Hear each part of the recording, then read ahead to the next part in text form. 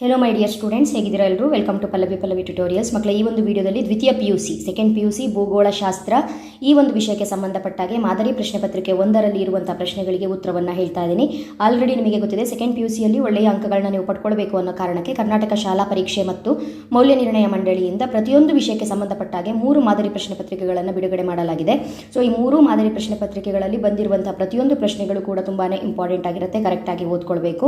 ಈ ಒಂದು ವಿಡಿಯೋದಲ್ಲಿ ಮಾದರಿ ಪ್ರಶ್ನೆ ಪತ್ರಿಕೆ 1ರಲ್ಲಿ ಯಾವ ರೀತಿಯಾಗಿ ಪ್ರಶ್ನೆಗಳಿದೆ, ಯಾವ ರೀತಿ ಪ್ರಶ್ನೆಗಳಿಗೆ ಯಾವ ರೀತಿಯಾಗಿ ಉತ್ತರವನ್ನು ಬರೀಬೇಕು, ಬಹು ಆಯ್ಕೆ ಪ್ರಶ್ನೆಗಳು ಯಾವ ರೀತಿಯಾಗಿದೆ, ಬಿಟ್ಟ ಸ್ಥಳ, ಹೊಂದಿಸಿ ಬರೆಯಿರಿ, 1 ಅಂಕ 2 ಅಂಕ, ಈ ರೀತಿಯಾಗಿ ಪ್ರತಿಯೊಂದು ಪ್ರಶ್ನೆಗಳನ್ನ ನೋಡ್ತಾ ಹೋಗೋಣ.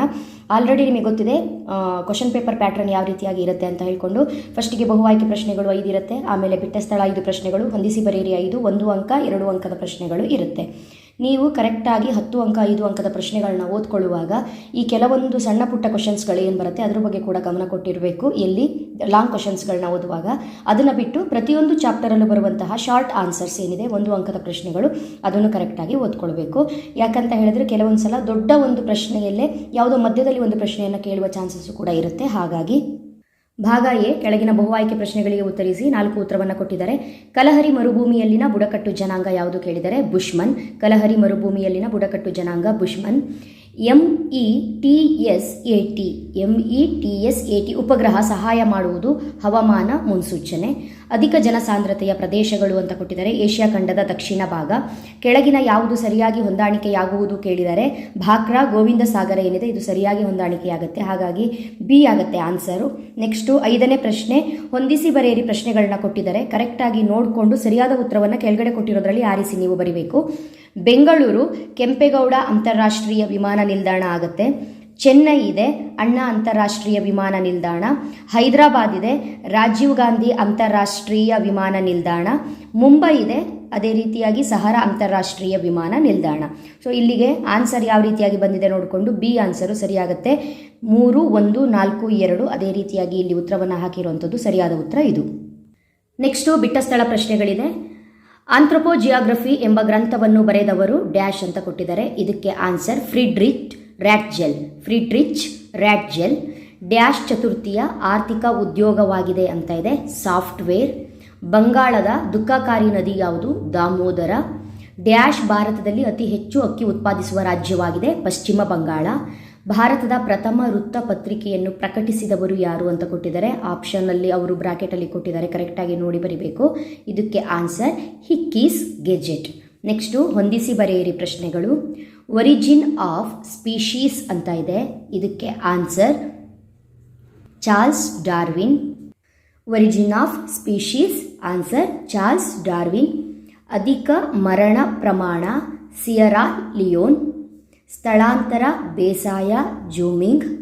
ಭಾರತದ ಸಿಲಿಕಾನ್ ವ್ಯಾಲಿ ಬೆಂಗಳೂರು. ಭಾರತದ ಅತಿ ಉದ್ದವಾದ ಕೊಳವೆ ಮಾರ್ಗ HBJ. ನೆಕ್ಸ್ಟು 1 ಅಂಕದ ಪ್ರಶ್ನೆಗಳು. ಮಾನವ ಭೂಗೋಳಶಾಸ್ತ್ರವನ್ನು ವ್ಯಾಖ್ಯಾನಿಸಿ ಅಂತ ಇದೆ. ಫ್ರೆಡ್ರಿಚ್ ರ್ಯಾಟ್ಜೆಲ್ ರವರ ಪ್ರಕಾರ ಮಾನವನ ಮೇಲೆ ಪರಿಸರದ ಪ್ರಭಾವಗಳನ್ನು ಕುರಿತ ಅಧ್ಯಯನವೇ ಮಾನವ ಭೂಗೋಳಶಾಸ್ತ್ರ. 2ನೇ ಪ್ರಶ್ನೆ, ಜನಸಾಂದ್ರತೆ ಎಂದರೇನು? 1 ಅಂಕದ ಪ್ರಶ್ನೆಯಾಗಿರೋದ್ರಿಂದ ಇಷ್ಟು ಉತ್ತರವನ್ನು ಬರೆದರೆ ಸಾಕಾಗುತ್ತೆ. ಜನಸಾಂದ್ರತೆಯು ಒಂದು ಪ್ರದೇಶದ ಒಟ್ಟು ಜನಸಂಖ್ಯೆ ಹಾಗೂ ಆ ಪ್ರದೇಶದ ವಿಸ್ತಾರಗಳ ಮಧ್ಯದ ಅನುಪಾತವಾಗಿದೆ. ಮುಂದಿನ ಪ್ರಶ್ನೆ, ಕೊಪ್ಪಲು ಪದವನ್ನು ಅರ್ಥೈಸಿ ಅಂತಿದೆ. ಕೊಪ್ಪಲು ಅಂತ ಹೇಳಿದ್ರೆ ಸಣ್ಣ ಗ್ರಾಮ ಅಥವಾ ಹಳ್ಳಿಗಳು ಅಂತ ಅರ್ಥ. ಮುಂದಿನ ಪ್ರಶ್ನೆ, ಭೂಬಳಕೆ ಎಂದರೇನು ಅಂತ ಇದೆ. ವಿವಿಧ ಉದ್ದೇಶಗಳಿಗಾಗಿ ಭೂಮಿಯನ್ನು ಬಳಕೆ ಮಾಡುವ ವ್ಯವಸ್ಥೆಗೆ ಭೂಬಳಕೆ ಎಂದು ಕರೆಯುತ್ತೇವೆ. ನೆಕ್ಸ್ಟ್ ಕೊನೆಯ ಪ್ರಶ್ನೆ 1 ಅಂಕದ್ದು, ಯೋಜನೆ ಎಂದರೇನು ಕೇಳಿದರೆ. ಯೋಜನೆ ಎಂದರೆ ಒಬ್ಬ ವ್ಯಕ್ತಿ ಅಥವಾ ಸಂಸ್ಥೆಯು ತಾನು ಮುಂದೆ ಏನನ್ನು ಮಾಡಬೇಕು ಎಂಬುದನ್ನು ಮುಂಚಿತವಾಗಿಯೇ ನಿರ್ಧರಿಸಿಕೊಳ್ಳುವ ಒಂದು ಪ್ರಕ್ರಿಯೆಯಾಗಿದೆ. ನೆಕ್ಸ್ಟ್ ವಿಭಾಗ ಭಾಗ ಬಿ. ಇಲ್ಲಿ ಟೋಟಲ್ ಆಗಿ ನಿಮಗೆ 8 ಪ್ರಶ್ನೆಗಳನ್ನು ಕೊಟ್ಟಿರ್ತಾರೆ. 8 ಪ್ರಶ್ನೆಗಳಲ್ಲಿ ನೀವು 5 ಪ್ರಶ್ನೆಗಳಿಗೆ ಉತ್ತರವನ್ನು ಬರೀಬೇಕು. ಪ್ರತಿಯೊಂದು ಪ್ರಶ್ನೆಗೂ ಉತ್ತರಕ್ಕೆ 2ರಂತೆ 10 ಅಂಕಗಳನ್ನು ಈ ಒಂದು ವಿಭಾಗದಲ್ಲಿ ನೀವು ಪಡ್ಕೊಳ್ಬಹುದು.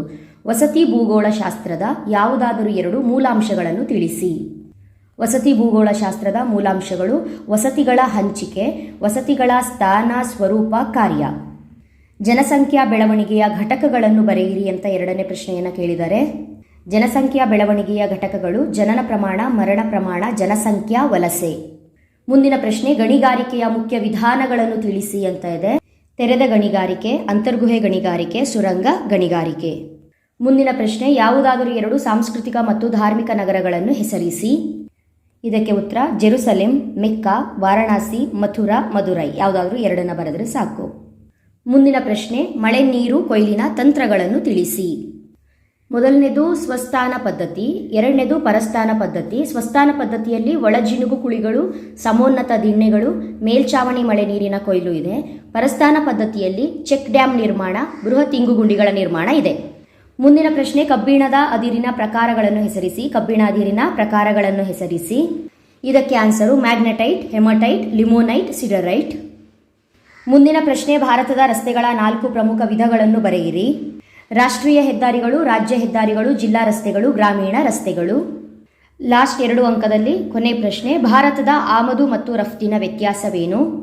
ಆಮದು ಅಂತ ಹೇಳಿದರೆ ಭಾರತವು ವಿವಿಧ ಬಗೆಯ ಸರಕು ಸೇವೆಗಳನ್ನು ವಿದೇಶಗಳಿಂದ ತರಿಸಿಕೊಳ್ಳುವುದು, ಅಂದರೆ ಆಮದು ಮಾಡಿಕೊಳ್ಳುತ್ತಿದೆ, ಇದೇ ಆಮದು ವ್ಯಾಪಾರ. ರಫ್ತು ಅಂತ ಹೇಳಿದರೆ ಭಾರತದ ರಫ್ತು ವ್ಯಾಪಾರವು ದೇಶದಿಂದ ಇತರ ದೇಶಗಳಿಗೆ ಮಾರಾಟವಾಗುವ ಸರಕು ಹಾಗೂ ಸೇವೆಗಳನ್ನು ಒಳಗೊಂಡಿದೆ.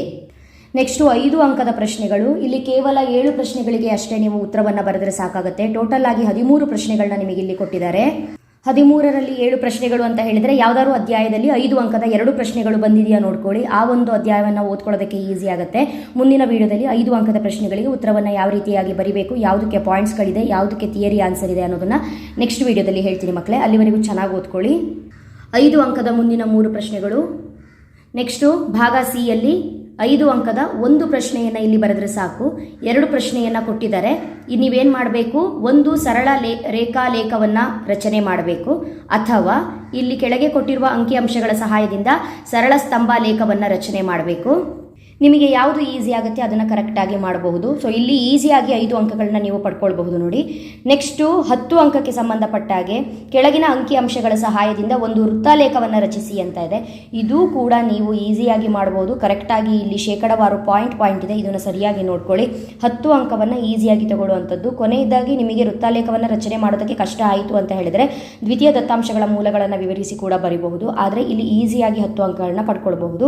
ಸೊ ನಿಮಗೇನಾದರೂ ಸರಳ ರೇಖಾಲೇಖ ಅಥವಾ ಸ್ತಂಭಲೇಖ, ಸರಳ ಸ್ತಂಭಲೇಖ, ಅದೇ ರೀತಿಯಾಗಿ ವೃತ್ತಾಲೇಖವನ್ನು ರಚನೆ ಮಾಡಲಿಕ್ಕೆ ಬರಲಿಲ್ಲ ಅಂತ ಹೇಳಿದ್ರೆ ಮುಂದಿನ ವಿಡಿಯೋದಲ್ಲಿ ಈಸಿಯಾಗಿ ಯಾವ ರೀತಿಯಾಗಿ ಅದನ್ನು ರಚನೆ ಮಾಡಬೇಕು ಅನ್ನುವಂತಹ ವಿಡಿಯೋನ ಅಪ್ಲೋಡ್ ಮಾಡ್ತೀನಿ. ಆದರೂ ನೆಕ್ಸ್ಟು ಮಾದರಿ ಪ್ರಶ್ನೆ ಪತ್ರಿಕೆ 2ಕ್ಕೆ ಸಂಬಂಧಪಟ್ಟ ಹಾಗೆ ಉತ್ತರವನ್ನು ಅಪ್ಲೋಡ್ ಮಾಡ್ತೀನಿ ಮಕ್ಕಳೇ. ಅಲ್ಲಿವರೆಗೂ ಚೆನ್ನಾಗಿ ಓದ್ಕೊಳ್ಳಿ. Thank you. All the best.